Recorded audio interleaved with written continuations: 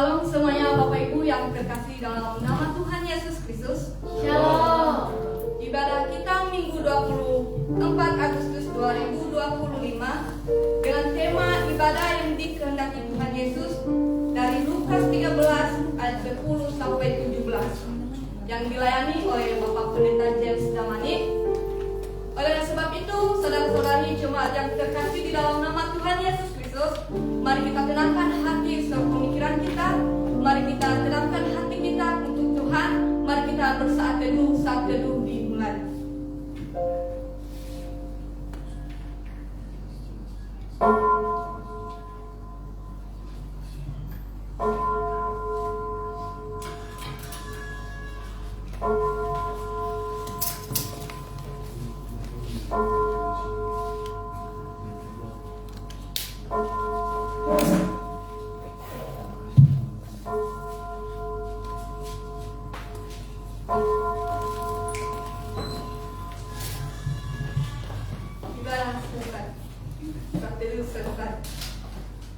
Saudara-saudari yang terkasih dalam nama Tuhan Yesus Kristus, mari kita mengangkat satu lagu pujian dengan judul Tuhan ku mau menyenangkanmu.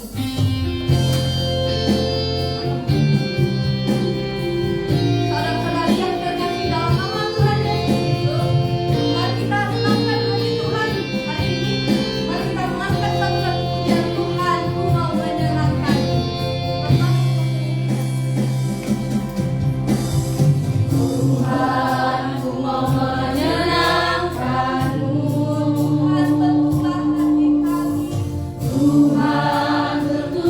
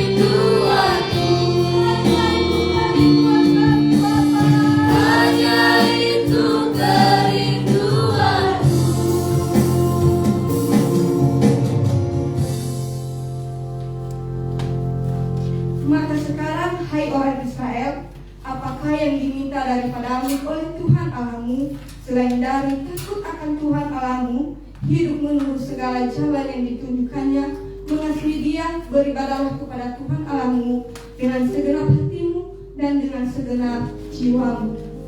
Pertolongan kepada kita adalah di dalam nama Tuhan Allah yang menciptakan langit, bumi, alam semesta dan segala isinya. Turunlah kiranya atas kita sekalian anugerah dari Allah Bapa, Anak dan Roh Kudus. Amin.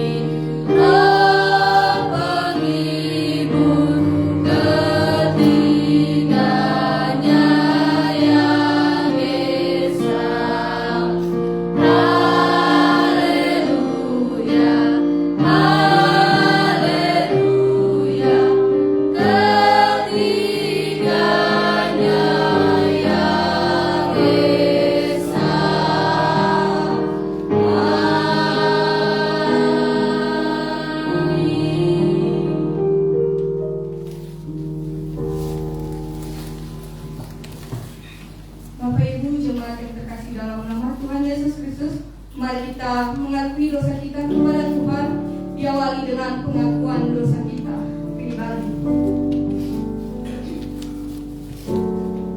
Mari kita bersama. Bapa kami yang di surga, dengan kasih-Mu Engkau telah menjadikan kami, dan dengan kasih-Mu Engkau telah menjaga kami, dan dengan kasih-Mu Engkau juga hendak menjadikan kami sempurna. Dengan rendah hati kami mengaku bahwa kami seringkali tidak mengasihi-Mu dengan segenap hati, roh, jiwa, dan seluruh tenaga kami. Kami juga sering tidak mengasihi sesama kami manusia, sebagaimana Kristus telah mengasihi kami. Memang Engkau di dalam kami, tetapi nafsu kami telah membuat kami lupa akan kehendak-Mu. Ampunkan kami Bapa, dan tolonglah kami, agar kami bertobat dari dosa-dosa kami, dan dari hidup kami yang salah itu. Pimpinlah kami dengan Roh-Mu, agar kami dapat berlaku seperti yang Engkau kehendaki, sehingga kami dapat masuk ke dalam kemuliaan yang sempurna daripada ciptaan-Mu, demi Yesus Kristus Tuhan kami. Amin. Dan apa yang telah kamu pelajari, dan apa yang telah kamu terima, dan apa yang telah kamu dengar, dan apa yang telah kamu lihat padaku, lakukanlah itu, maka Allah sumber damai sejahtera akan menyertai kami. Saudara-saudara semua, mari kita berdoa Bapa kami. Bapa kami yang di surga, dikuduskanlah nama-Mu, datanglah kerajaan-Mu, jadilah kehendak-Mu di bumi seperti di surga. Berikanlah kami pada hari ini makanan kami yang secukupnya, dan ampunilah kami akan kesalahan kami, seperti kami juga mengampuni orang yang bersalah kepada kami. Dan janganlah membawa kami ke dalam pencobaan, tetapi lepaskanlah kami daripada yang jahat. Karena Engkau yang mempunyai kerajaan dan kuasa dan kemuliaan sampai selama-lamanya. Amin. Mari kita mengangkat satu lagu pujian dengan judul Api Kemuliaan-Nya. Bapak Ibu saudara-saudara semua, Tuhan telah datang kepada kita. Mari kita bersorak-sorak memuji nama-Nya. Mari kita mengangkat satu lagu pujian dengan kata suara nafis. Mari kita berterima kasih. Dengarkanlah suara nafis memanggil semua umatnya.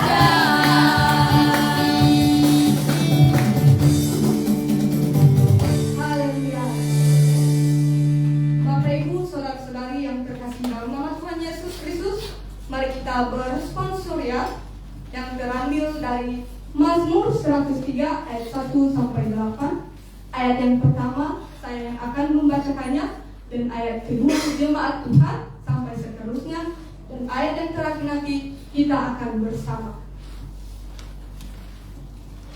Pujilah Tuhan hai jiwaku, dari Daud. Pujilah Tuhan hai jiwaku, pujilah namanya yang kudus hai segenap batinku. Pujilah Tuhan hai jiwaku, dan janganlah lupakan segala kebaikannya. Dia yang mengampuni segala kesalahanmu, yang menyembuhkan segala penyakitmu. Dia yang menebus hidupmu dari lubang kubur, yang memahkotai engkau dengan kasih setia dan rahmat. Dia yang memuaskan hasratmu dengan kebaikan, sehingga masa mudamu menjadi baru seperti pada burung rancauan. Tuhan menjalankan keadilan dan hukum bagi segala orang yang diperas. Ia telah memperkenalkan jalan-jalannya kepada Musa, perbuatan-perbuatannya kepada Israel. Mari kita bersama. Tuhan adalah penyayang dan pengasih, panjang sabar dan berlimpah kasih setia.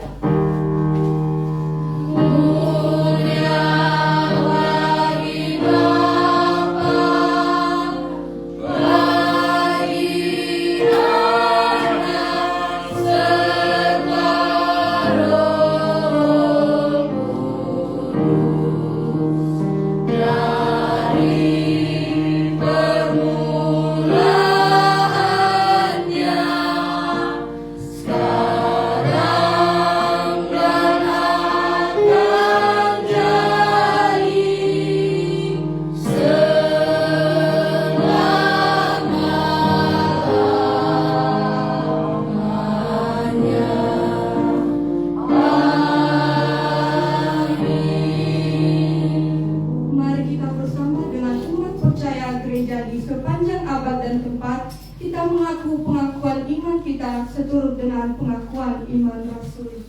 Aku percaya kepada Allah, Bapa yang Maha Kuasa, Khalik langit dan bumi, dan kepada Yesus Kristus anaknya yang tunggal Tuhan kita, yang dikandung dari Roh Kudus, lahir dari darah Maria, yang menderita sengsara di bawah pemerintahan Pontius Pilatus, disalibkan, mati dan dikuburkan, turun ke dalam kerajaan maut, pada hari yang ketiga bangkit pula dari antara orang mati, naik ke surga, duduk di sebelah kanan Allah Bapa yang Maha Kuasa, dan datang dari sana Dia menghakimi orang yang hidup dan yang mati. Aku percaya kepada Roh Kudus, gereja yang kudus dan am, persekutuan orang kudus, pengampunan dosa, kebangkitan daging, dan kehidupan yang kekal. Amin. Jemaat Tuhan, dipersilakan untuk duduk kembali.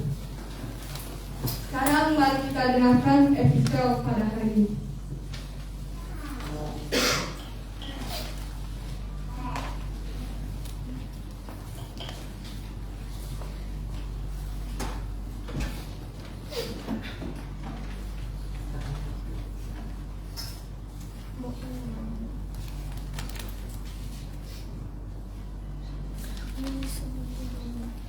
Episode kita pada hari ini berambil dari Ibrani pasal 12 ayat 18 sampai 29. Beginilah firman Tuhan. Tanggung jawab yang berat, sebab kamu tidak datang kepada gunung yang dapat disentuh dan api yang menyala-nyala, kepada kekelaman, kegelapan dan angin badai, kepada bunyi sangkakala dan bunyi suara yang membuat mereka yang mendengarnya memohon supaya jangan lagi berbicara kepada mereka.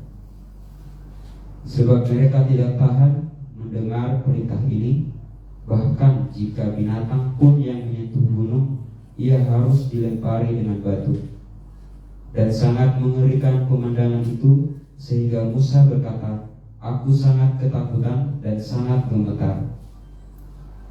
Tetapi kamu sudah datang ke Bukit Sion, ke kota Allah yang hidup, Yerusalem surgawi, dan kepada berbiru dan kepada beribu-ribu malaikat suatu kumpulan yang meriah, dan kepada jemaat anak-anak sulung yang namanya terdaftar di surga, dan kepada Allah yang menghakimi semua orang, dan kepada roh-roh orang-orang benar yang telah menjadi sempurna, dan kepada Yesus pengantara perjanjian baru, dan kepada darah pemercikan yang berbicara lebih kuat daripada darah Habel.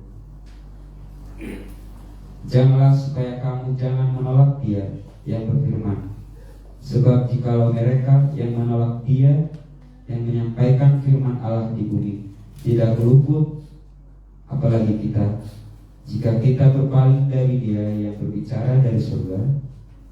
Waktu itu suaranya menggoncangkan bumi, tetapi sekarang Ia memberikan janji, satu kali Aku akan menggoncangkan bukan hanya bumi saja, melainkan langit juga.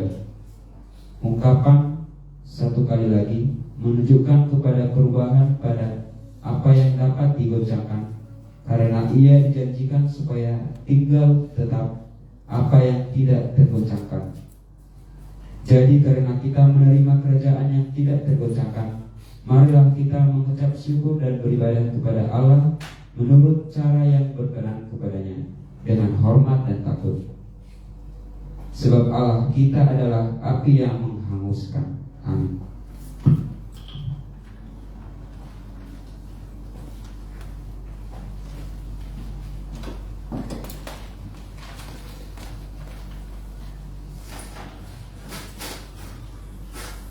Berbahagialah setiap orang yang mendengarkan firman Tuhan serta melakukannya dalam kehidupannya sehari-hari. Amin. Sekarang mari kita saksikan persembahan kopi siang. Jika ada, kami dipersilakan. Kalau tidak ada, kita akan mendengarkan warta jemaat. Pimpinan jemaat majelis dan jemaat Immanuel Banjarmasin mengucapkan selamat beribadah kepada kita semua.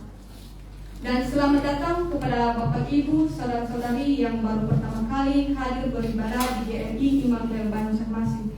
Jika ada, diundang untuk berdiri dan memperkenalkan diri. Jika belum mempunyai tempat ibadah yang tetap, harapan kami kita dapat beribadah minggu depan di tempat ini. GMI Immanuel Banjarmasin dengan penuh sukacita dan damai sejahtera. Tuhan Yesus memberkati. Bagi yang membutuhkan pelayanan berupa konseling, doa pelepasan dari ikatan roh jahat dan kuasa-kuasa kegelapan, serta membutuhkan bimbingan pranikah dan pernikahan, baptisan dan sidi, serta pemakaman, dapat menghubungi pimpinan jemaat. Adapun berita sepekan adalah sebagai berikut. Panitia Kebaktian, terima kasih untuk pelayanan firman Pak Pendeta James Damani dan semua tim pelayan yang bertugas pada hari ini. Tuhan Yesus memberkati. Untuk pelayan untuk minggu depan 31 Agustus 2025, kita bisa melihatnya di warta. Rapat Panitia HUT ke-6 minggu depan 31 Agustus 2025. Setelah ibadah akan diadakan rapat Panitia HUT ke-6 bersama dengan majelis jemaat, menghimbau kehadiran semua panitia dan majelis. Tuhan Yesus memberkati. Komisi Penata Layanan dan Keuangan, kantung persembahan diedarkan 2 kantung untuk kas gereja. Persembahan ke depan adalah untuk dana kontribusi gereja kita Konferensi Agung 15 di Medan. Persembahan dan kehadiran jemaat Minggu 20 Juli sampai 17 Agustus 2025 dapat kita lihat di warta.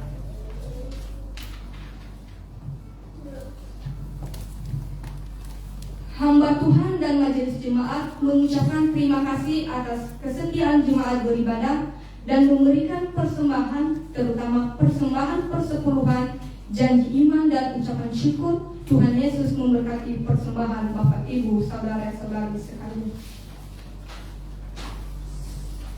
Keuangan bendahara komisi panitia dan seksi-seksi sehubungan dengan rapat majelis yang diadakan minggu depan 31 8 Agustus 31 Agustus 2025 mengingatkan bendahara gereja, bendahara panitia, dan seksi-seksi agar menyiapkan laporan keuangan bulanan dan menyampaikan ke Saudara Yuda Hutanggalu. Komisi Penata Layanan dan Keuangan paling lambat Jumat 29 Agustus 2025. Komisi Keanggotaan dan Evangelisasi Grup Kelas Meeting menghimbau agar setiap grup kelas meeting mengadakan kelas meeting setiap minggu. Daftar grup kelas meeting dapat dilihat di papan pengumuman. Setelah ibadah, kita adakan kelas meeting serentak untuk bulan Agustus 2025, mengingatkan kehadiran semua jemaat baik sekolah minggu, remaja, P3MI, P2MI, dan PWMI dalam membuat kelas meeting. Bahan topik kelas meeting kita ada di WhatsApp, bisa kita lihat. Dan jemaat yang berulang tahun di bulan Agustus ini kita bisa lihat di WhatsApp. Dan khususnya hari ini tanggal 24 Agustus ada saudari-saudara kita yang berulang tahun, yaitu Skubar Safrelesa dan Maria Jessica Pagombean. Panjang umur, sehat selalu, Tuhan Yesus memberkati. Jika ada anggota jemaat yang berulang tahun di bulan Agustus, mohon diinfo ke Komisi Keanggotaan Ibu Celes Eviati atau Saudari Julida Zega agar bisa diwartakan. Komisi Pendidikan Agama Kristen atau PAK, renungan harian Sabda Kehidupan dibagikan setiap hari di grup WA jemaat. Gemar membaca Alkitab, kita dapat lihat di WhatsApp. Doa pagi setiap Sabtu pagi pukul 6 sampai 7 WITA di gereja menghimbau kehadiran semua jemaat. Pokok-pokok doa kita bisa kita lihat di WhatsApp. Panitia Pemeliharaan Harta Benda PPHB, untuk kebutuhan sarana beribadah gereja kita masih membutuhkan 1 lusin kursi citos di tempat kebaktian. Panitia Pengadaan Lahan dan Pembangunan Gereja PPLPG dalam rangka mendukung pembelian lahan gereja. Jika ada yang belum memberikan atau belum menyerahkan celengan pundi-pundi kita, mari kita serahkan. Untuk kelas meeting seksi ketiga ini, pelayan firman Ibu Celes Eviati dan DL CM Learning, pemusik Saudara Oder. Untuk persekutuan P3MI yang pelayan firman Ibu Evi Novia Daud dan WL Saudari Revi Warbu, pemusik Saudara Mara Juli Jojo. Setiap Sabtu setelah persekutuan kita gotong royong membersihkan gereja dan menyusun kursi. P3MI sedang mencari 1 unit sepeda motor metik seharga 25 juta. Sabtu 30 Agustus 2025 pukul 16 WITA akan diadakan rapat pengurus P3MI mengingatkan kehadiran semua pengurus. Demikian warta kita. Baik, mari kita lanjutkan ibadah kita. Mari kita bersaksi memuji nama Tuhan. Mari kita mengangkat 1 lagu pujian dengan judul Tuhan yang Besar.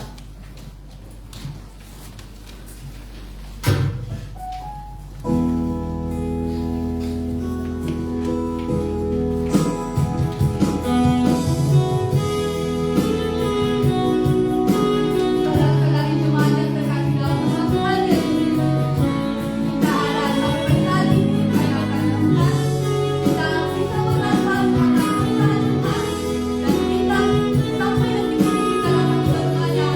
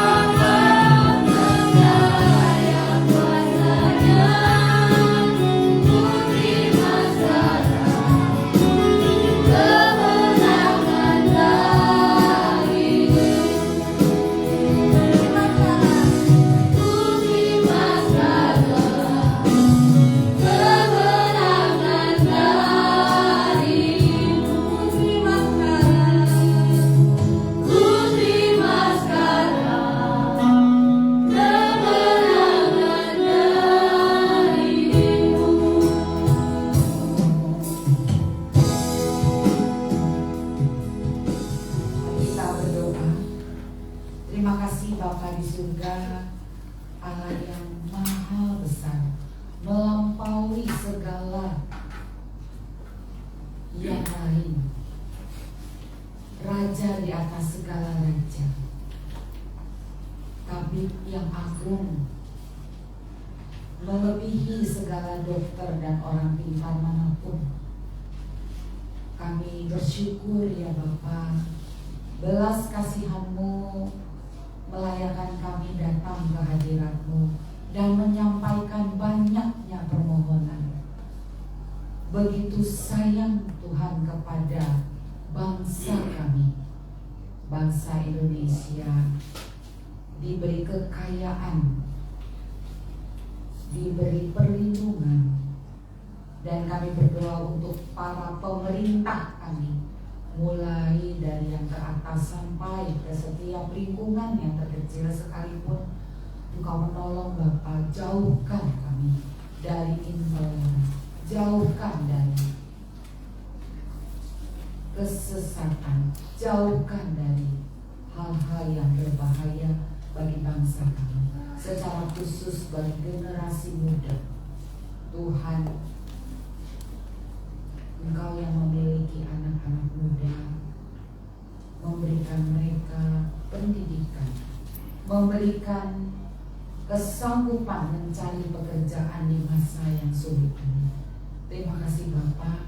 Kami juga berdoa untuk Gereja Metodis yang akan melangsungkan konferensi agung pada Oktober ini, dan belas kasihan Tuhan menolong sehingga setiap keputusan Konak adalah sesuai dengan kehendak-Mu ya Bapa.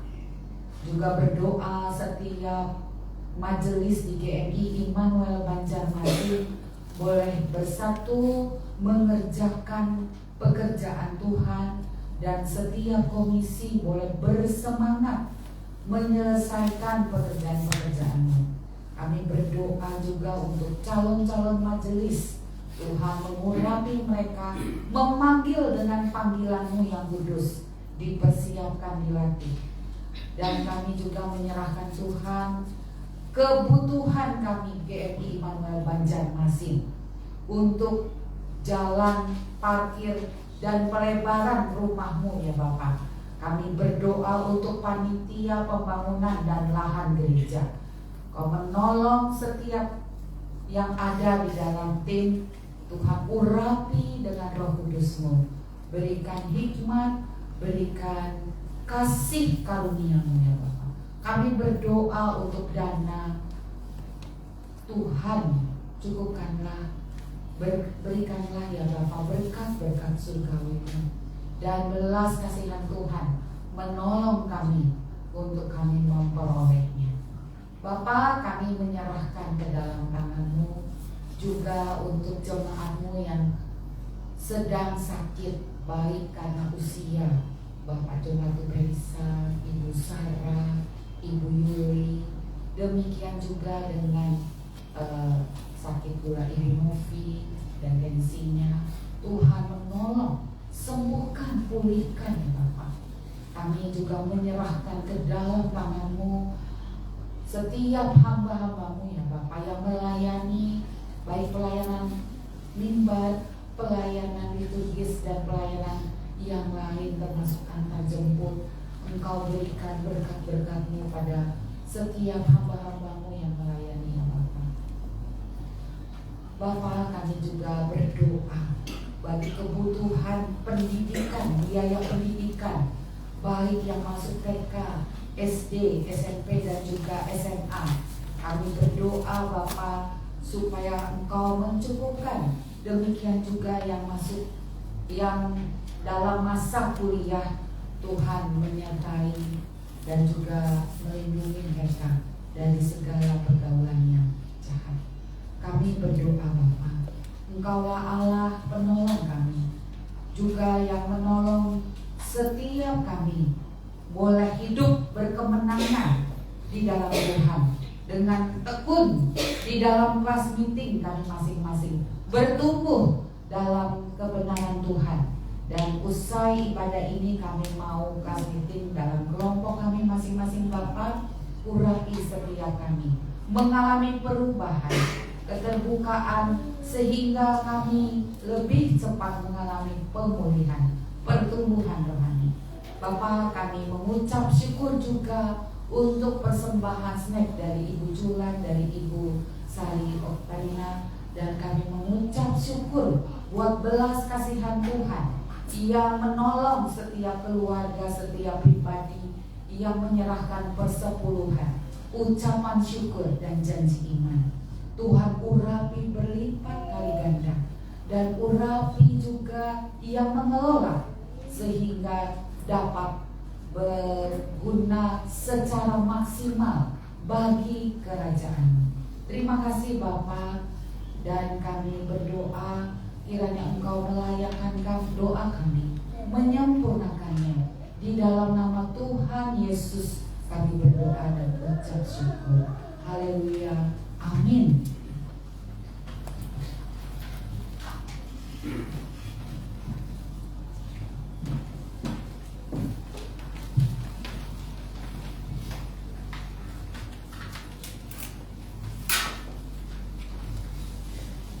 Mari kita mengangkat satu lagu pujian lagi dengan judul Penolong yang Setia.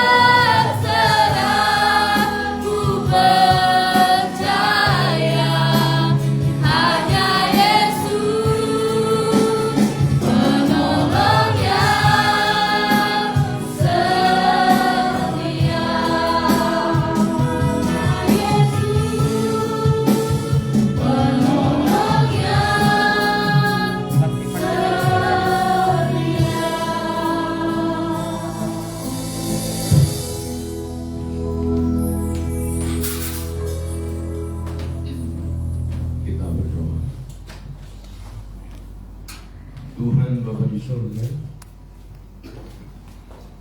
Engkau telah menyatakan pertolongan-Mu ketika manusia jatuh ke dalam dosa, yaitu Adam dan Hawa. Engkau tidak berpangku tangan tetapi membuat jalan keluar, sehingga Engkau yang adalah Allah datang menjadi manusia, sehingga layak menjadi penebus sesuai dengan tuntutan hukum Taurat.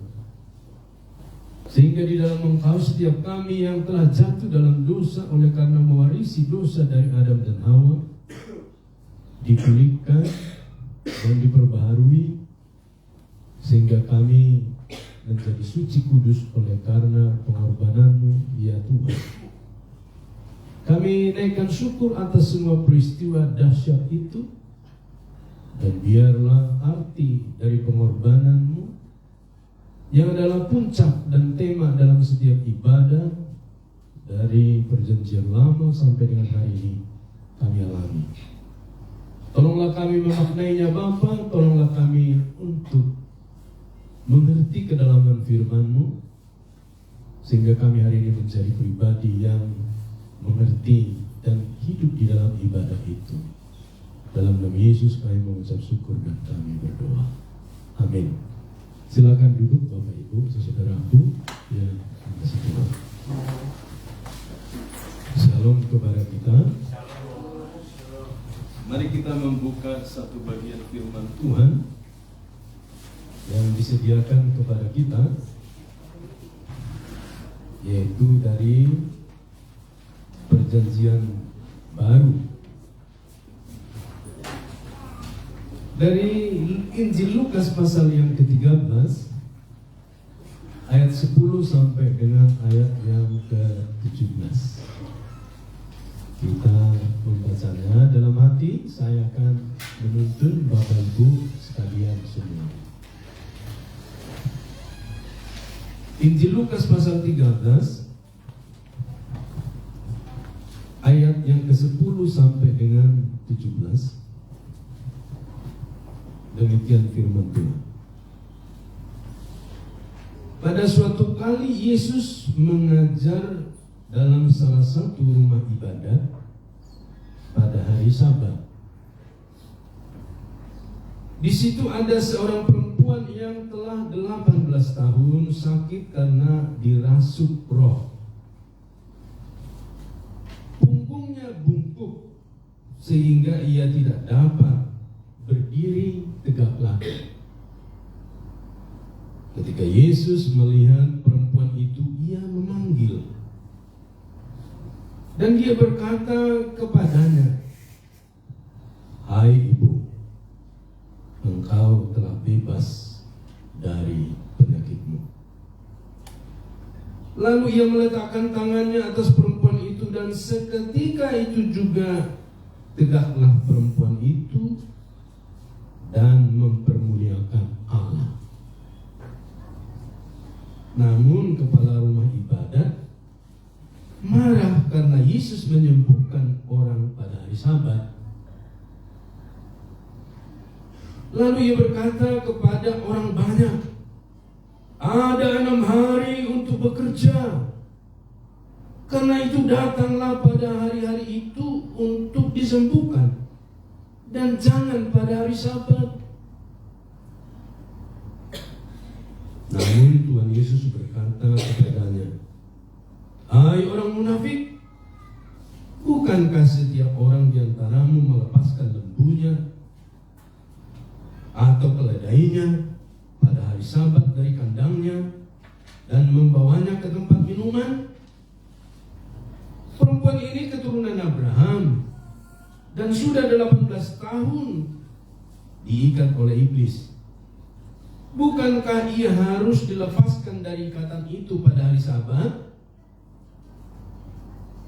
Waktu ia berkata demikian, semua lawannya merasa malu, dan semua orang banyak bersukacita karena segala perkataan ajaib yang telah dilakukannya. "Hai ibu, engkau telah bebas dari demikian jauh pembacaan firman Tuhan ini, Bapak Ibu saudaraku yang mengasihi Tuhan, tentu yang berbahagia adalah setiap kita yang membaca tetapi juga merenungkan dan mempraktekkan firman Tuhan ini dalam hidup kita hari lepas hari. Haleluya. Yang seperti apa yang mau dipraktekkan Bapak Ibu? Dengan tema ibadah yang dikehendaki Tuhan Yesus. Sama dengan kondisi yang terjadi di mana kita hidup hari ini. Sangat menolong kita mengerti situasi pada zaman Tuhan Yesus 2000-an tahun yang lalu. Konflik keagamaan itu juga telah terjadi pada masa Tuhan Yesus tentunya. Tetapi lebih cenderung konflik keagamaan terjadi pada masa itu di dalam satu agama. Jarang ditemukan pada masa itu orang Yahudi merubuhkan kuil-kuil sesembahan orang Yunani, Romawi, dan orang-orang kafir lainnya. Demikian juga sebaliknya jarang ditemukan orang-orang itu datang mengganggu orang ibadah Yahudi, termasuk di daerah diaspora orang-orang Yahudi yang tersebar di berbagai tempat di luar Yerusalem. Jarang ditemukan. Tetapi yang menarik, konflik di dalam itu acap dan sering terjadi. Dan yang terjadi ini adalah setting keadaan dalam satu rumah ibadah orang Yahudi. Sehingga Bapak Ibu saudaraku, kita dapat menemukan sebenarnya di mana kita hidup hari ini juga itu terjadi. Orang lain beribadah diganggu. Dan di dalam sesama kita beribadah juga acap kali ada kritik dan gangguan juga. Saya beribadah pada 2 minggu yang lalu di Pontianak. Dan di salah satu ibadah kita itu, ketika dikatakan di dalam nama Allah Bapa, Allah Anak, Allah Roh Kudus, ujuk-ujuk ada satu bapak-bapak menyahut setelah keluar ibadah tentunya. Kalau dalam ibadah itu nggak mungkin diacung tangan kritik. Tapi setelah selesai ibadah, pada waktu itu kalau ngopi-ngopi, ini menarik. Di semua gereja Metodis kalau selesai ibadah itu ada selalu ngopi-ngopi, minum-minum teh, dan ada ngobrol. Karena menerjemahkan bahwa ibadah itu tidak sekedar satu arah ke arah Tuhan, tapi juga nanti dari Tuhan ke arah kita dan sesama kita, begitu. Seperti arti dari salib. Kepada Tuhan, tetapi juga kepada sesama.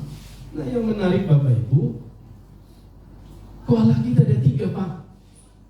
Di mana ada 3 Allah kita? Tadi disebutkan Allah Bapa, Allah Anak, Allah Rasul. Kenapa enggak disebut Allah Bapa, Firman dan Roh Kudus supaya satu? Saya jelaskan ke dia dari Kejadian 1 ayat 1, ayat 26, ayat 2, ayat 3 tentang Allah Trinitas. Dugaan saya Bapak Ibu, sekarang ini beredar dan banyak ajaran tentang Allah di sekitar kita di dalam internal gereja yang tidak mengerti tentang sejarah Allah itu sendiri yang dicatat di dalam Alkitab. Ya bisa saja kan banyak sekarang ini pendeta-pendeta ya kejadian pengusaha A sudah jadi pendeta, kan kejadian. Ujuk-ujuk artis B sudah jadi pendeta. Kapan dia belajar? Jangan lupa Bapak Ibu, sekalipun ditulis dalam terjemahan firman Tuhan ini, tetap membutuhkan mentor atau pembimbing. Sehingga Bapak Ibu saudaraku, kita dapat terhindar dari arti beribadah dan pengenalan Allah yang salah dan keliru. Tetapi yang benar itu kan mestinya pendeta keluaran. Keluaran dari mana dia? Oh ternyata dia dari SDT Alitia, ya Bu ya. Oh, dia ternyata dari STT Amanat Agung, dari Seminari Alkitab Asia Tenggara, atau ya yang akademiknya mumpuni lah dari IFTK Jalan Proklamasi Jakarta, atau dari STT GMI Bandar Baru yang terkenal akademiknya dan seterusnya. Orang belajar mesti ada pembimbing. Nah, apa yang terjadi dengan kondisi di mana kita berada hari ini? Itulah sebabnya mengajarkan jangan itu loncat ke sana, ke sini, ke situ, seperti pohon ditanam. Sebentar cabut, pindahkan ke B, pot B. Baru seminggu di pot B, pindahkan ke pot C. Saya jamin, tidak bertumbuh itu pohon. Pasti mati. Kalaupun tumbuh dia hidup segan, mati tak mau. Itulah sebabnya mengajarkan kepada kita melalui nats yang kita baca ini tentang ibadah yang dikehendaki oleh Tuhan Yesus. Terutama kita mesti mengerti dulu, ibadah itu adalah keluarga.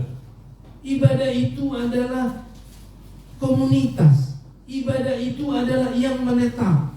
Jadi tidak boleh kesana kesini dan seterusnya. Kecuali kalau perjalanan dinas, bepergian dan seterusnya. Nah, mari kita lihat kondisi itu yang terjadi di dalam amanat teks kita yang kita baca dalam Lukas 13 ayat 10 sampai 17. Yaitu menegaskan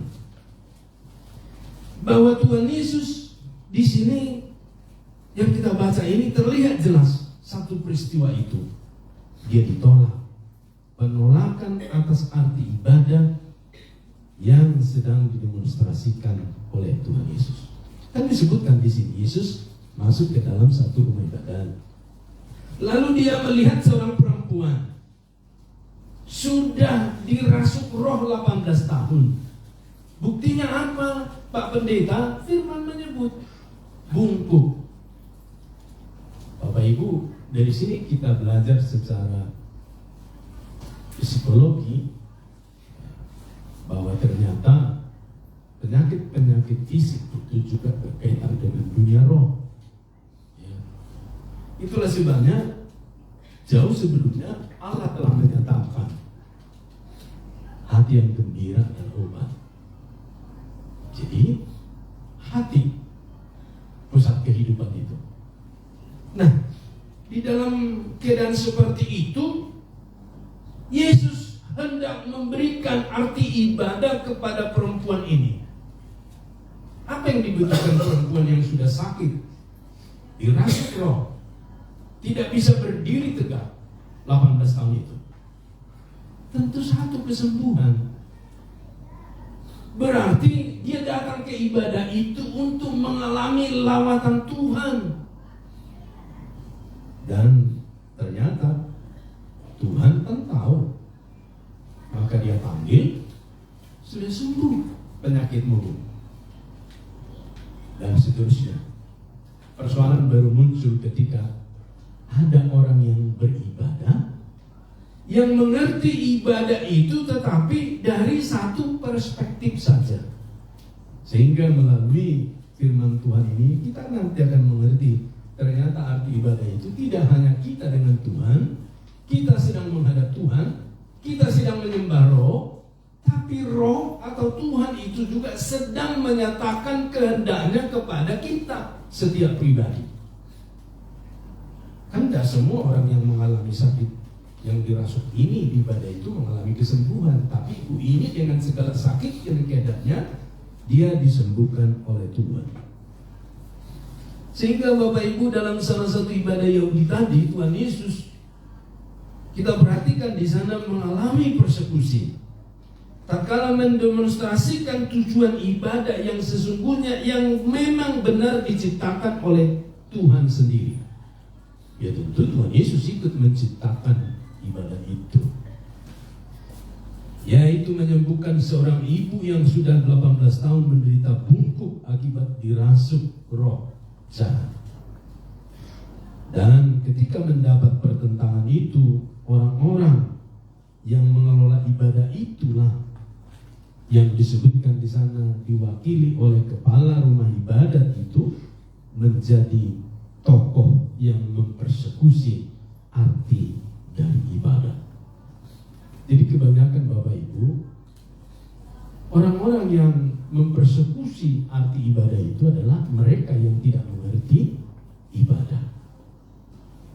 Dalam arti ibadah yang dikehendaki Tuhan. Lebih tepatnya sebenarnya dengan kalimat yang ada di sekitar kita. Mereka berpikir Tuhan perlu dibela. Padahal dalam perikop ini Tuhan sedang membela perempuan itu melalui ibadah ini supaya mengalami kesembuhan.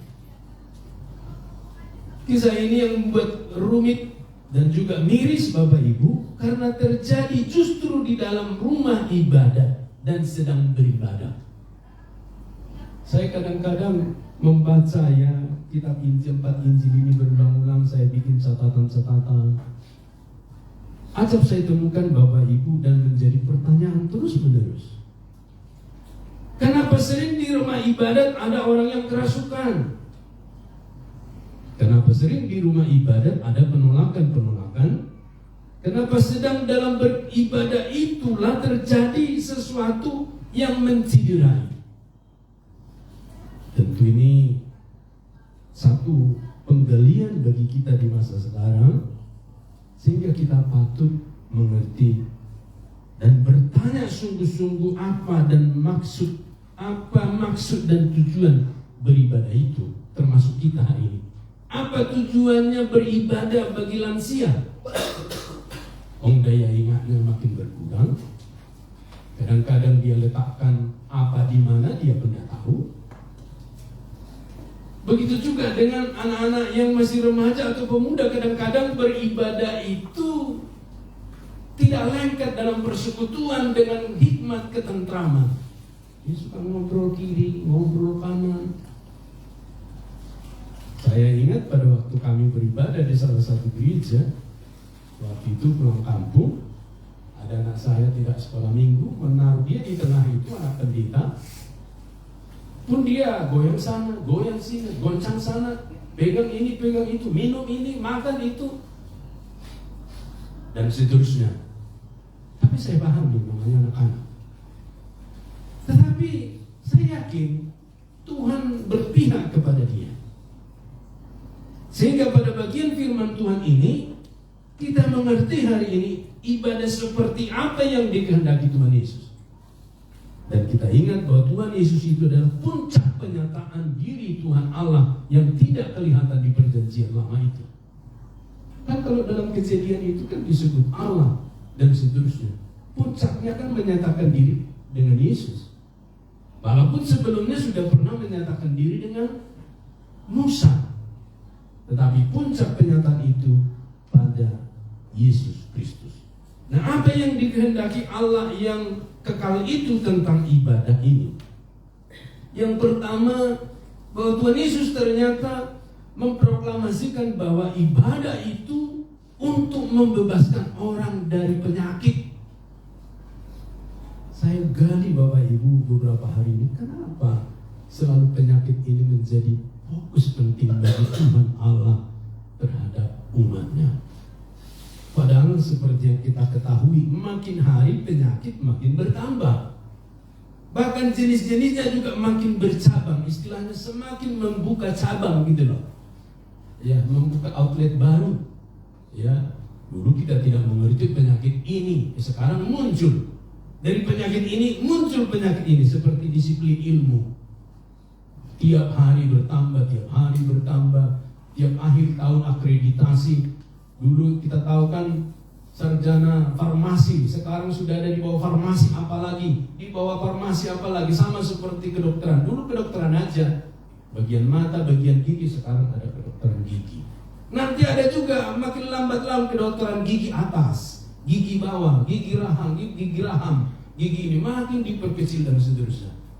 Bapak Ibu Saudaraku, kita melihat bahwa penyakit yang dimaksud Yesus pada ayat 12 di sini, dengan pernyataan ini Tuhan Yesus berkata kepada seorang ibu, yang sudah menderita 18 tahun tadi, "Hai ibu, engkau telah bebas dari penyakitmu."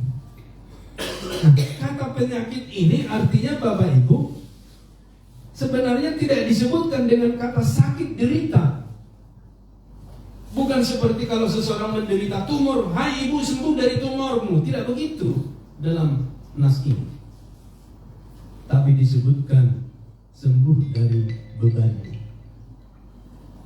Berarti penyakit itu adalah beban Bapak Ibu.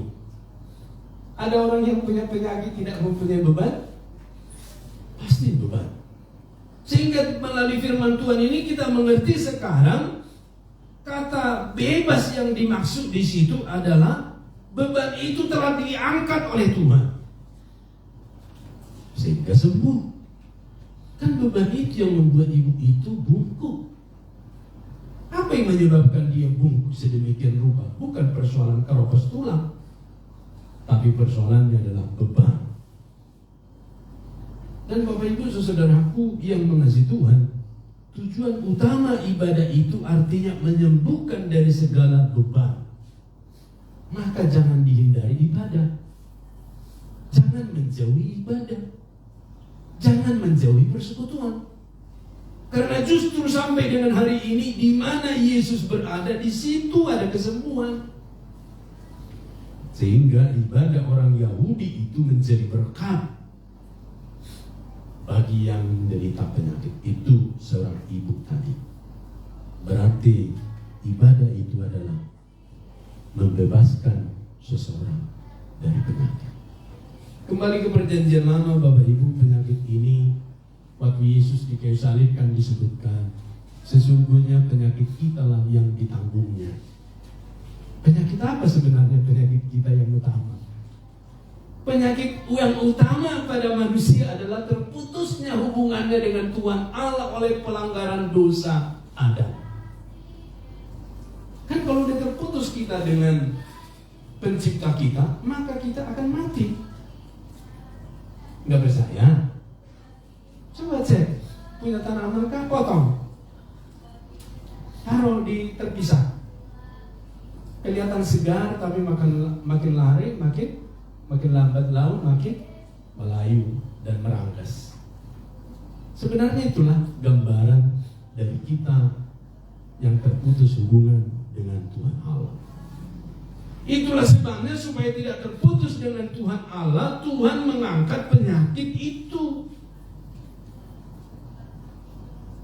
Menyembuhkan sakit penyakit manusia yang dipraktekkan oleh Tuhan Yesus, baik fisik dan juga kejiwaan rohani. Kalau fisik mah sudah banyak di Alkitab ini menjelaskan. Yang sakit lumpuh sembuh, bahkan yang mati Lazarus itu hidup. Sel-selnya kan sudah mati itu, menuju pembusukan. Tapi 3 hari kemudian hidup lagi. Sel-selnya jadi hidup, tunduk pada perintah Tuhan. Itulah mujizat Tuhan. Dan Bapak Ibu saudaraku, yang rohani yang dirasuk yang ini sudah banyak disembuhkan Tuhan. Bahkan sampai hari ini kuasa itu terus bekerja di tengah dunia ini, di dalam dan melalui orang-orang pilihan Tuhan yang kepadanya dimaksudkan Tuhan supaya ada kesaksian disampaikan. Sehingga kita dapat mengerti apa yang dikritik Tuhan terhadap pengurus rumah ibadah itu, yang diwakili kepala rumah ibadah itu. Kalau kita perhatikan kritikan Tuhan Yesus itu sangat tajam Bapak Ibu. Dikatakan di dalam ayat yang ke-15 itu tadi. Namun Tuhan berkata kepadanya, "Hai orang-orang munafik." Berarti tidak sekedar hanya kepala rumah ibadah. Orang-orang berarti lebih daripada satu. Berarti mereka tidak mengerti untuk menyembuhkanlah ibadah itu dilakukan. Nah, jadi sekarang Bapak Ibu gini, kalau kita datang ke rumah ibadah, kita harus sembuh. Ya, jangan tambah penyakit kita setelah beribadah. Kan penyakit fisik, ya bisa saja kita masih tetap flu. Tapi kan flu-nya sudah berbeda setelah kita beribadah. Ya sama seperti saya flu. Tapi karena saya tahu Tuhan melawat ibadah kita, saya yakin sembuh, kuasanya pun berbeda. Sehingga hari-hari ini jikalau ada penyakit kita yang fisik, apalagi yang rohani, harus sembuh dengan ibadah itu. Yang kedua, ternyata ibadah itu untuk menyembuhkan. Ibadah itu untuk menyembuhkan dan memuliakan Tuhan dalam tata cara.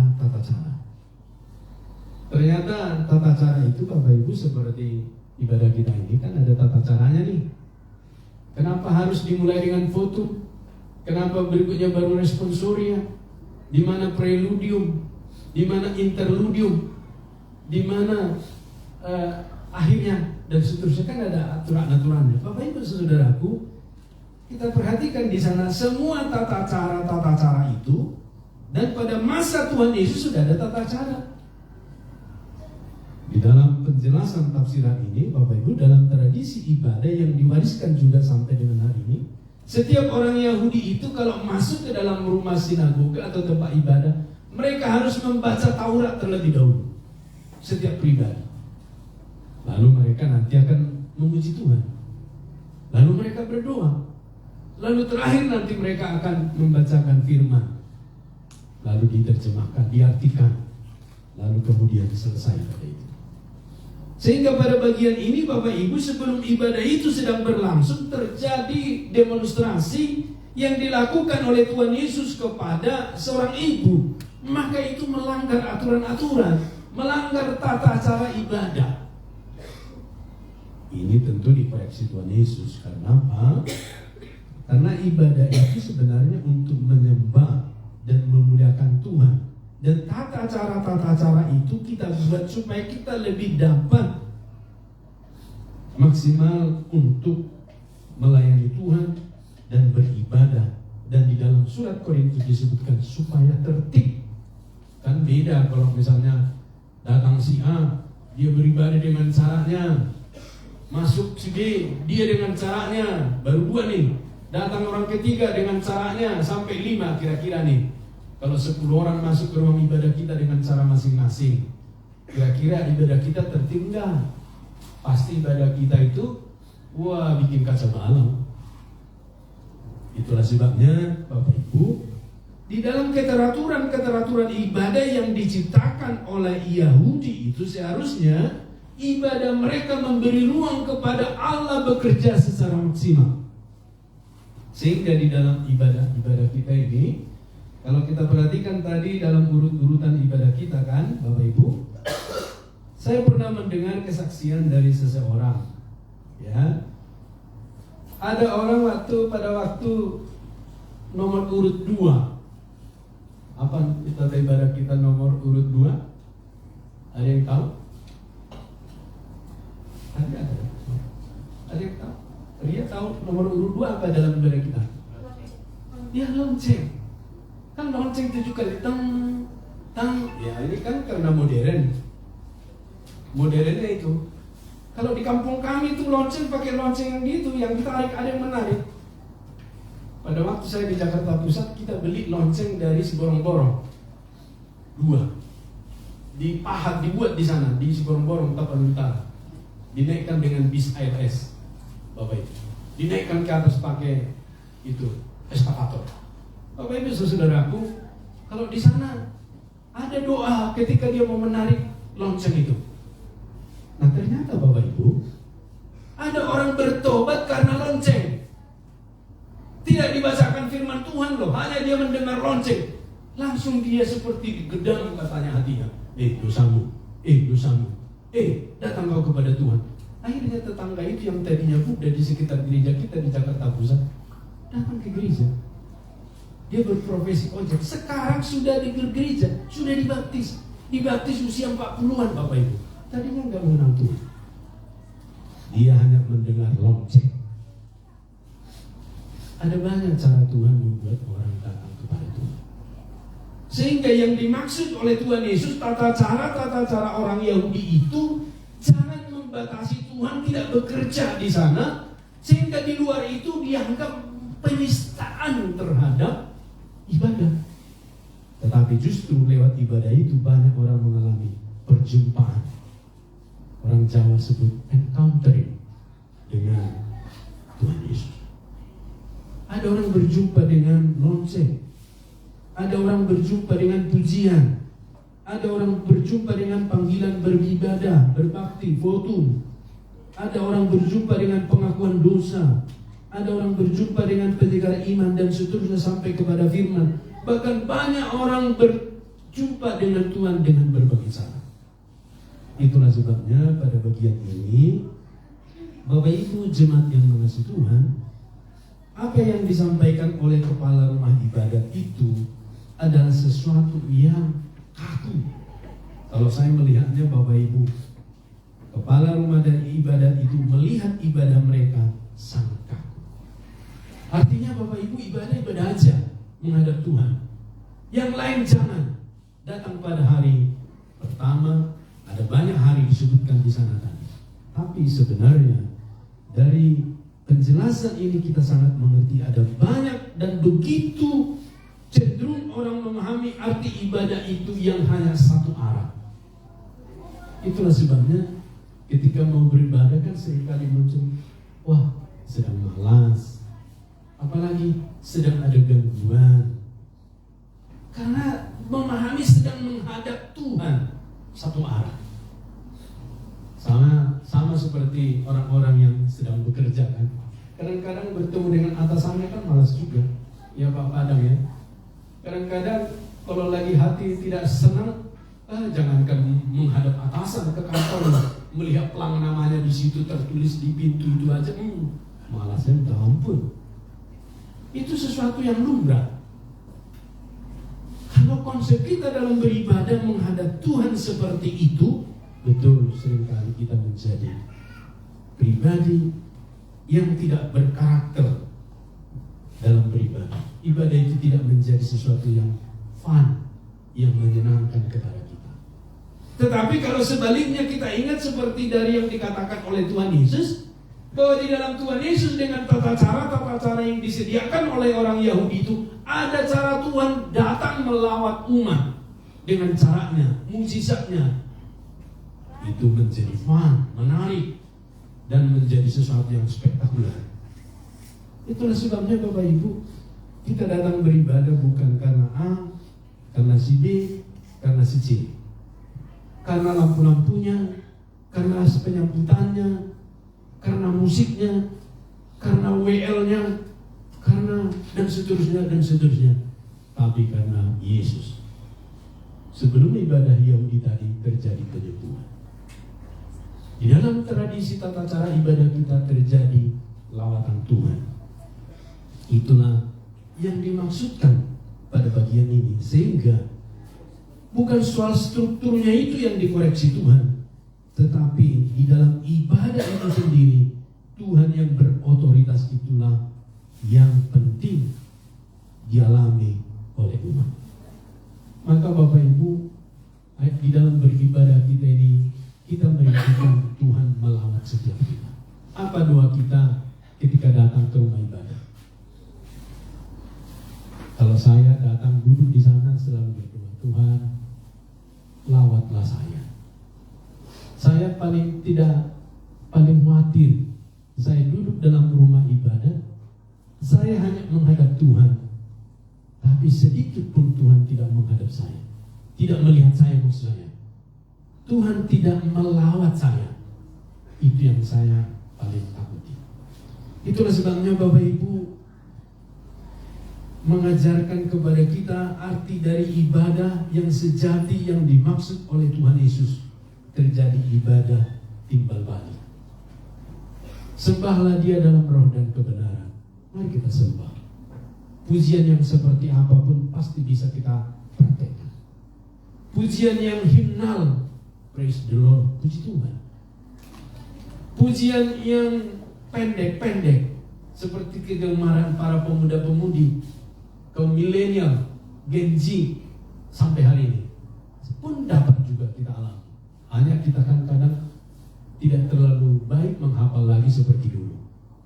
Banyak lagu-lagu sekarang ini kita tidak hafal, tapi kita suka karena dipakai menjadi sarana oleh Tuhan. Sehingga Bapak Ibu, kita belajar seharusnya juga dari umat Tuhan kepada Allah dan Allah kepada umat terjadi yang disebut dengan persekutuan. Maka persekutuan itulah yang membuat kita mengalami kasih Kristus dan menyenangkan dalam ibadah. Kalau dalam ibadah ini sentralnya Tuhan Yesus, Bapak Ibu, pasti menyenangkan. Tapi kalau dalam ibadah ini sentralnya pengkhotbah, tidak terlalu menyenangkan. Kenapa? Kan khotbah itu ada yang menasihati, ada yang mendidik, ada yang menyatakan dosa, ada yang menyatakan ini itu, kadang tidak enak. Tapi kalau Yesus menjadi sentral dalam hidup ibadah itu, maka menjadi menyenangkan. Amin Bapak Ibu. Dan saya yakin orang Metodis pasti mengalami itu. Amin. Iya, karena orang Metodis itu seperti semboyan kita Bapak Ibu. Ini nah, salib dan lidah api. Salib tanpa lidah api itu kan, ya percuma, itu punya Romawi. Kalau di dalam salib ini tidak ada lidah apinya, rohnya, ya kan itu salib yang diciptakan oleh tentara Romawi, tapi menjadi berguna karena pernah ada Yesus di situ, Bapak Ibu. Dan ini sesuatu yang menjadi luar biasa kepada kita hari ini, karena di salib itu pernah terjadi Yesus Tuhan mendemonstrasikan pengampunan kepada manusia yang berdosa. Dan yang ketiga, ibadah itu adalah hidup bersama dengan Tuhan Allah. Ternyata itu maksud Tuhan Yesus. Dia sedang mengkritik kepala rumah ibadat itu. Itu kepala rumah ibadat itu kan supaya kau intim dengan Tuhan Allah, supaya kau hidup bersama dengan Tuhan Allah, bukan supaya kau di situ seperti pemerintahan Romawi dan seterusnya Bapak Ibu. Sehingga kepala rumah ibadat itu Tuhan Yesus memberi kritikan yang pedas. Apa dikatakan di sana pedas? Ayat 15. Menyebut di sana munafik. Bayangkan kalau Tuhan menyebut kita munafik, betapa kita tidak segera bertobat, kan gitu ya.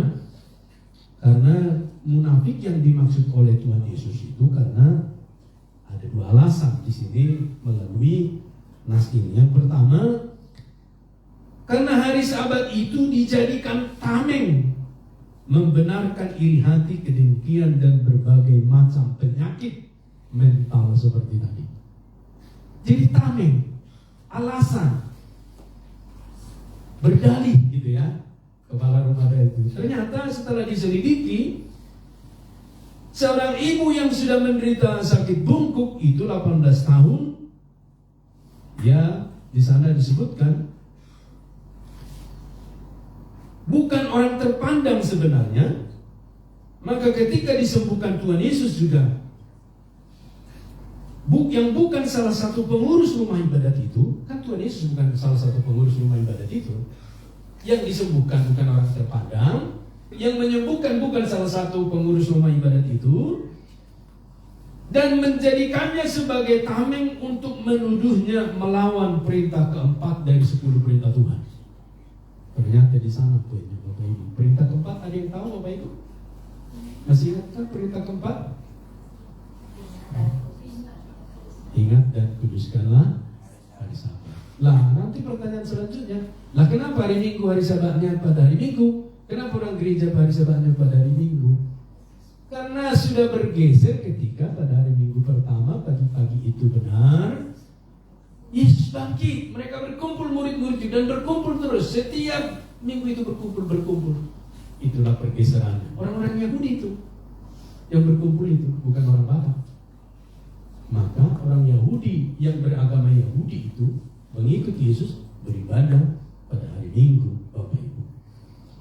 Sehingga Sabat itu kepada kita adalah hari kebangkitan di mana Yesus itu telah mengalahkan maut. Dan ternyata poinnya di sana ada iri hati. Bapak Ibu, iri hati ini kan penyakit. Tidak kelihatan tapi terasa. Dan ini mengajarkan kita hari ini belajar untuk tulus. Itu lawannya. Tidak ada obat lain, vitamin lain tidak ada. Ada tulus. terus saja melawan semua itu. Dan yang kedua, Bapak Ibu, ternyata disebut munafik oleh Tuhan Yesus selain dari iri hati dengki tadi, karena ternyata mereka meniadakan Tuhan dalam profesi mereka. Tuhan itu ditiadakan dalam profesinya, Bapak Ibu. Seperti apa maksudnya? Kita kan beribadah, orang Kristen, di KTP kita ditulis Kristen. Tapi pada waktu kita melakukan sesuatu, percaya nggak kita kalau di situ ada kita Kristen? Seperti Amang Sihumdi, kepala Kalsel Kalteng ya, Bang, ya, di perusahaannya. Kalau dalam menjalankan perusahaan itu dia tidak sebagai orang Kristen, tidak seperti percaya Tuhan Yesus, maka itulah yang disebut meniadakan Tuhan. Dia tahu ada Tuhan di gereja, tapi ketika dia dalam profesinya dia tidak menaruh Tuhan di sana, itulah yang disebut dengan meniadakan Tuhan. Itulah yang dipraktekkan oleh kepala rumah ibadat di dalam ayat 14 tadi, Bapak Ibu. Kan kalau hari-hari biasa, hari Sabat itu ada lembu sapinya kan mesti dikeluarkan dari ikatannya, dari kandangnya, kasih makan, bawa ke sungai supaya minum dan seterusnya. Harusnya kan tidak boleh. Kalau Sabat dalam pengertian saklaknya, ia berdiam diri di rumah, baru kemudian nanti beribadah ke bait suci dan seterusnya. Tetapi Bapak Ibu, mereka melakukan sesuatu yang ambigu juga. Itulah sebabnya pada bagian ini Tuhan menyatakan jangan meniadakan Tuhan dalam profesimu. Kepala rumah ibadah dan rombongannya tahu profesinya sebagai pengurus rumah ibadah tersebut, tetapi mereka sendiri tidak mau ditata dan dibimbing oleh Tuhan, sang kepala rumah ibadah. Yesus kan kepala gereja. Jadi kalau kita dalam mengatur, melayani gereja, ada tempat kita yang terakhir bertanya tentang seluk-beluk gereja. Itulah sebabnya Bapak Ibu, dalam segala hal, dalam satu buku ada direkam, ditulis di sana, makin merambat, semakin dibabat, semakin merambat. Itulah sebabnya gereja itu mau dipangkas dimanapun, dipersulit dimanapun, gereja itu tetap merambat. Dan itu telah dibuktikan di berbagai tempat, Bapak Ibu. Saya bawa sejarah ke abad keempat Masehi. Pada abad keempat Masehi, Bapak Ibu, sudah mendarat misionaris di Sumatera Utara, tepatnya di Barus, di utara dari kota Sibolga sekarang. Bapak Ibu, apa yang menarik di sana?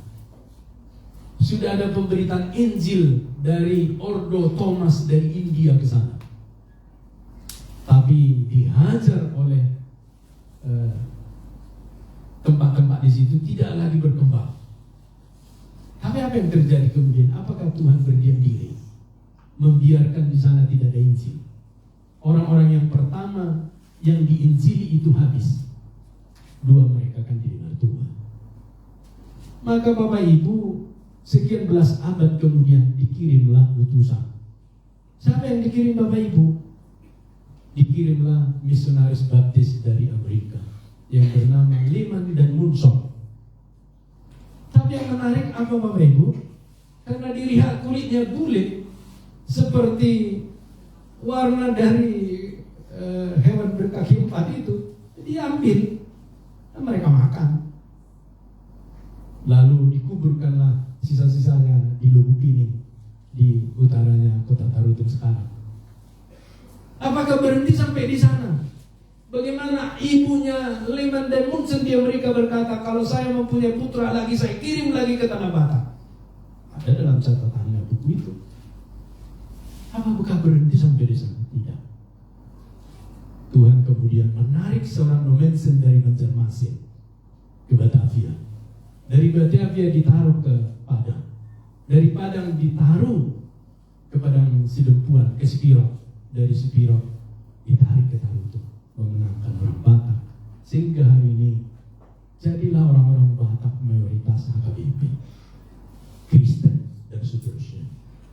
Sehingga Bapak Ibu Saudara, kita perhatikan di sana Tuhan tidak kekurangan cara memenangkan orang-orang untuk menjadi pengikutnya. Sehingga dari perspektif ini kita mengerti sekarang, dari berbagai cara juga Tuhan pasti mempunyai cara untuk membuat kita mengalami sukacita. Jadi berarti bukan mesti di gedung-gedung sana, di mal-mal sana baru dilawat Tuhan. Di tempat seperti ini pun saya yakin kita sedang dilawat Tuhan.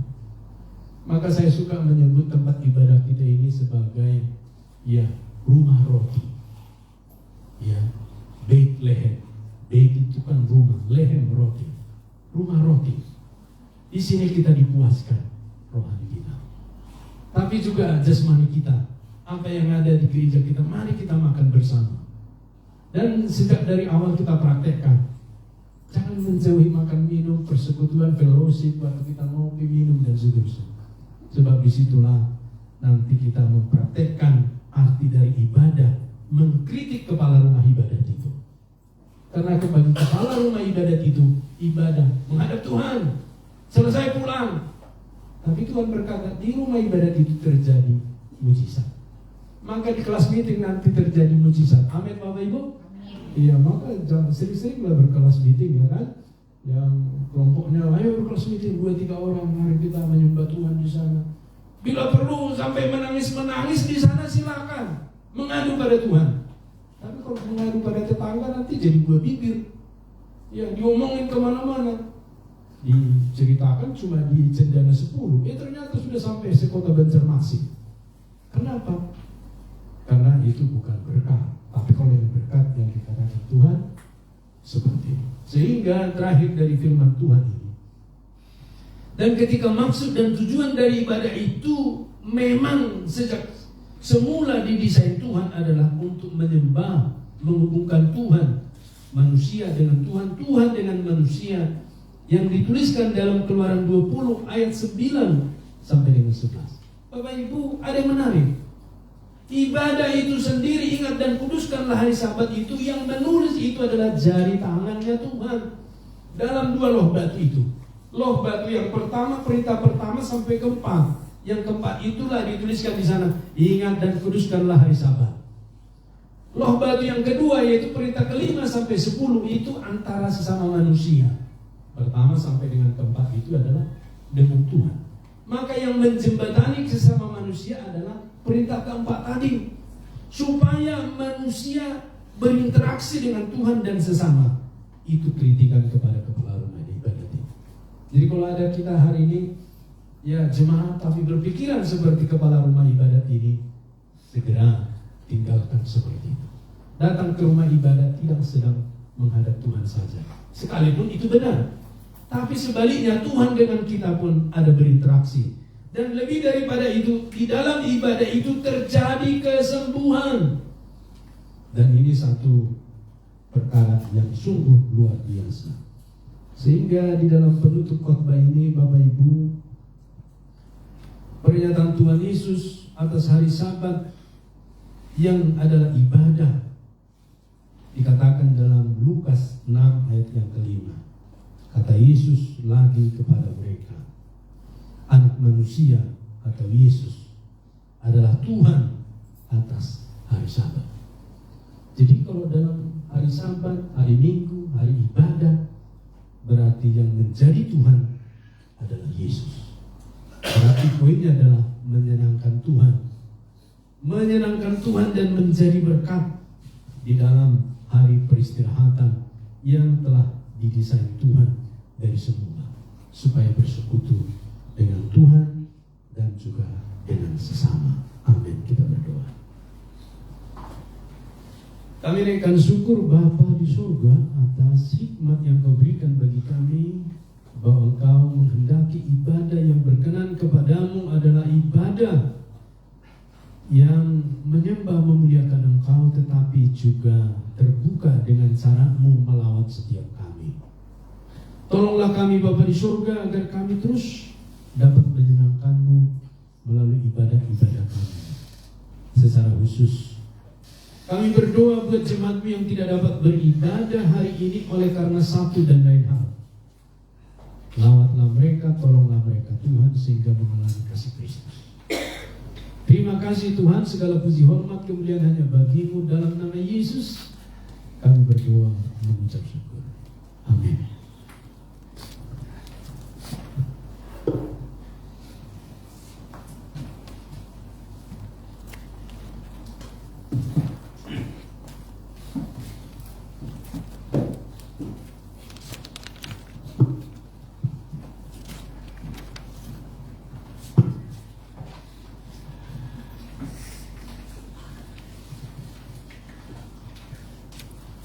Sungguh luar biasa firman Tuhan, sebab Dialah Allah kita dan kita umat gembalanya dan kawanan domba tuntunan tangannya. Pada hari ini sekiranya kamu mendengar suaranya, janganlah keraskan hatimu seperti di Meribah, seperti pada hari di masa di padang kurma. Sekarang mari kita saksikan kesaksian pujian dari saudari kita Cici dan Miri.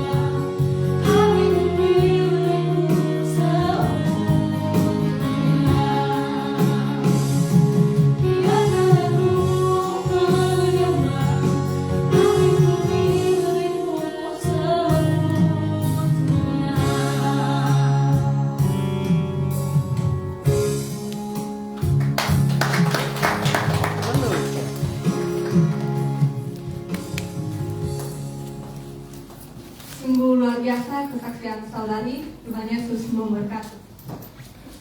Baik, sekarang kita mengumpulkan yang terbaik bagi Tuhan.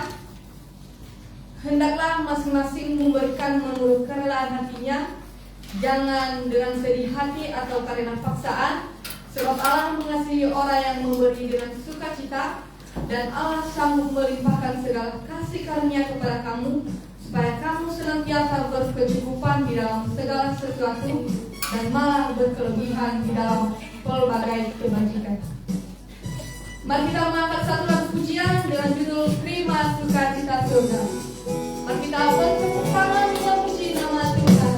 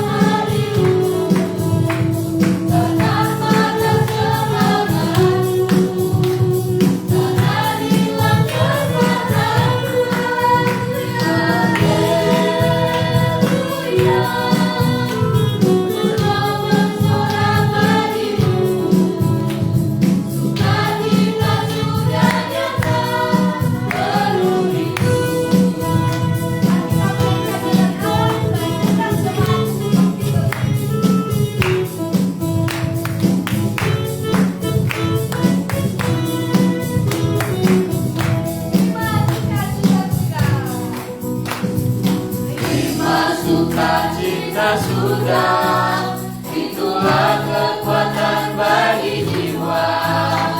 Ku dapat rasakan kasih-Nya di tengah badai yang bergelora. Terima sukacita surga, itulah kekuatan bagi jiwa. Ku dapat saksikan kuasa-Nya.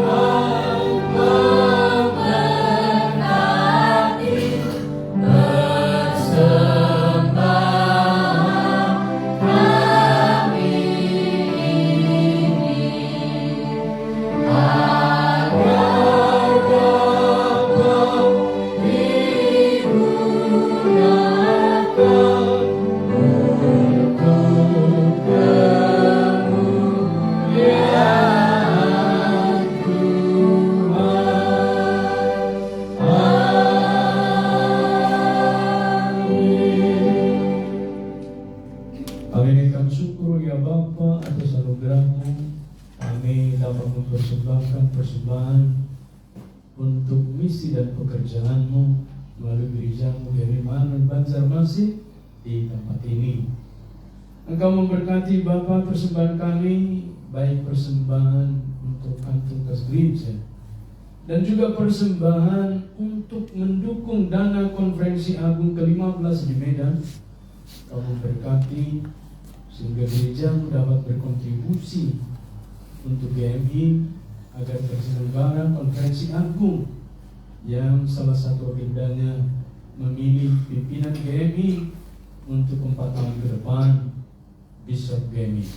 Tuhan sertai dan tolong, dan berkatilah jemaatmu Tuhan yang mempersembahkan ucapan syukur dan juga persembahan-persembahan janji iman dan terutama persepuluhan mereka. Kami berdoa berkati pekerjaan usaha jemaatmu dan berkati para mahasiswa orang tua yang bekerja dan juga berkati sumber dari beasiswa mereka. Kami serahkan semua rupa-rupa pekerjaan jemaatmu, Kau menolong mereka senantiasa. Kami serahkan dalam tangan kuasa Tuhan agar dikelola dengan baik dan di gerejamu cukup untuk segala yang dibutuhkan dalam operasional gereja ini.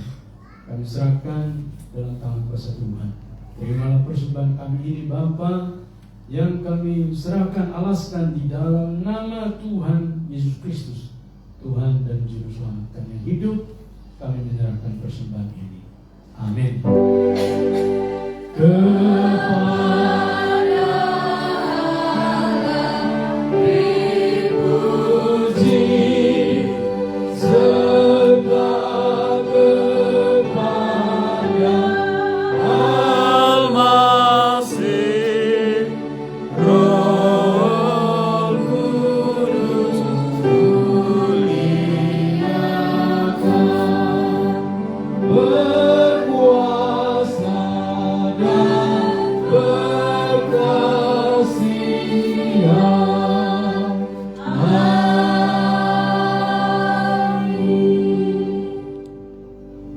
Pulanglah dan terimalah berkat Tuhan.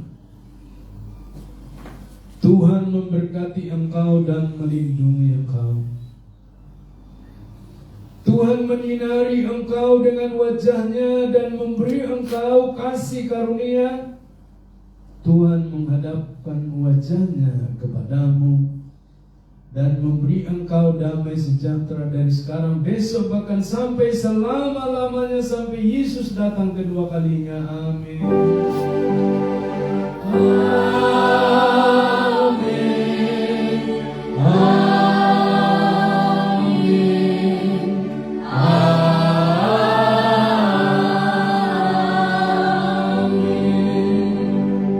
Amin. Amin. Silakan duduk. Saat pribadi pada kita selesai, Tuhan memberkati dan kami serahkan kepada isi kemuliaan.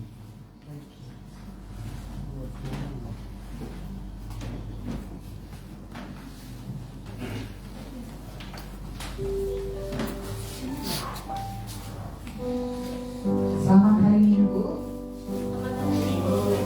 Salam. Selamat Bapak nanti di sini ya. Lalu kaum pemuda yang datang-datang nih ya. Lalu pemudi dan kaum ibu di sini.